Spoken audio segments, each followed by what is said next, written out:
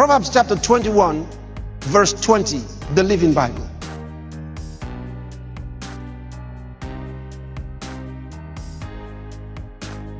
The wise, you read it yourself. You are seeing it now. It's on the screen. Read. 1, 2, go.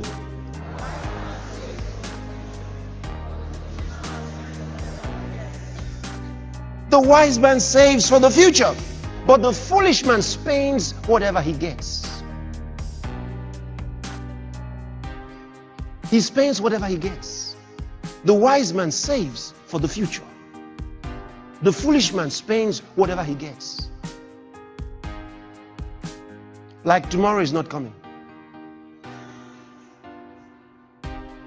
Listen, the problem is not the size of a man's income. The problem is the size of his mind, the way he thinks. Tell somebody, it doesn't matter how much you receive. Listen, if you follow what I'm going to share with you now, it will make you rich. I mean in cash and assets and lands, and you know what I mean now. I'm trying to say in all the things that money can refer to, everything. You see, maybe I should give you a little more story.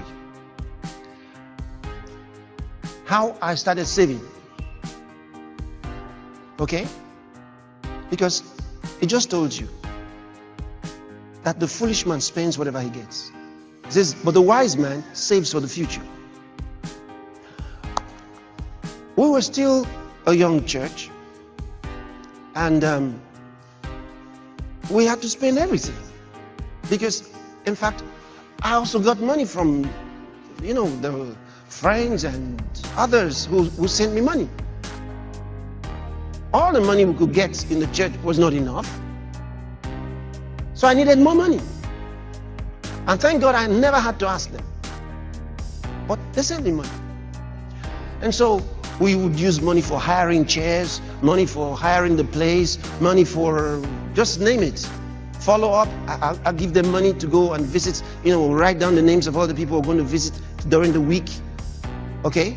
I'll go on visitation, and then my other folks who go out on visitation would divide all the people who are going to visit. So there's some of you here, I came to visit you. Yeah. So we'll do all that. And we were spending all the money because there was just not enough. One day,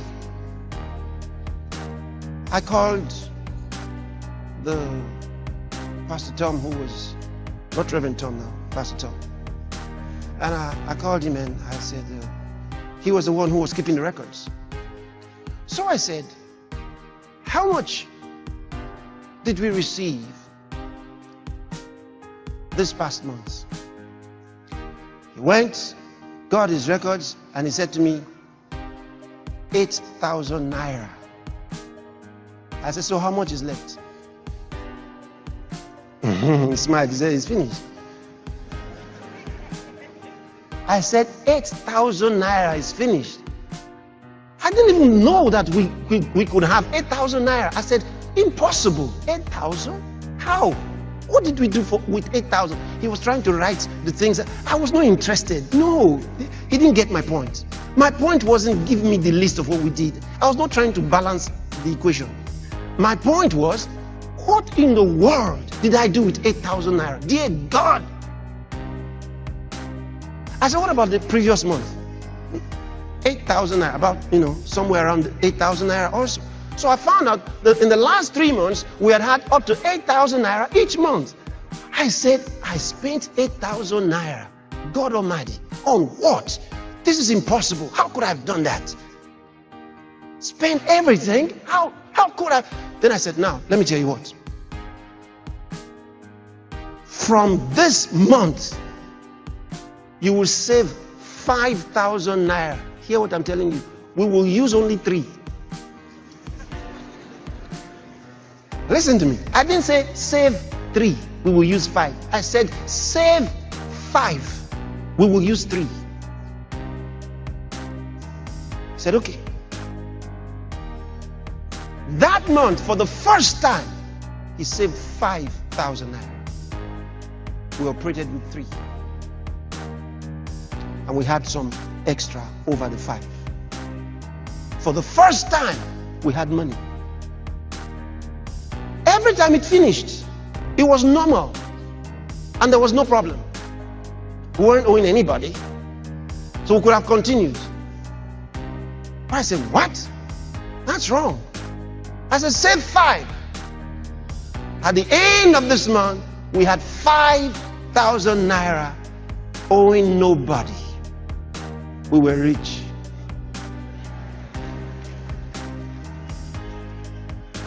That was the beginning. And from then on, I knew how to save. And I would save and save and always save. Because God said to save. He said, if you are wise, you will save. If you are a fool, you will spend everything.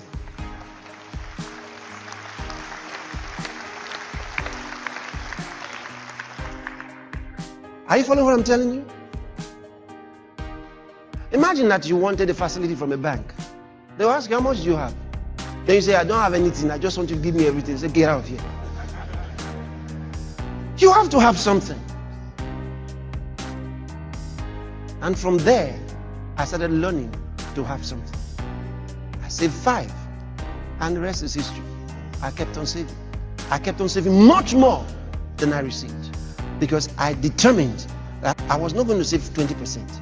No, not 50%. I will save more. 5 out of 8 to be saved.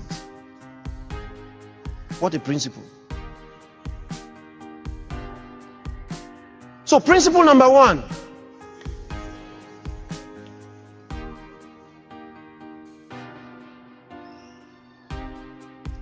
You already know it, right?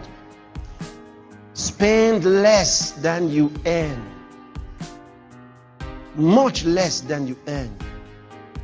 Be wise. Spend less than you earn.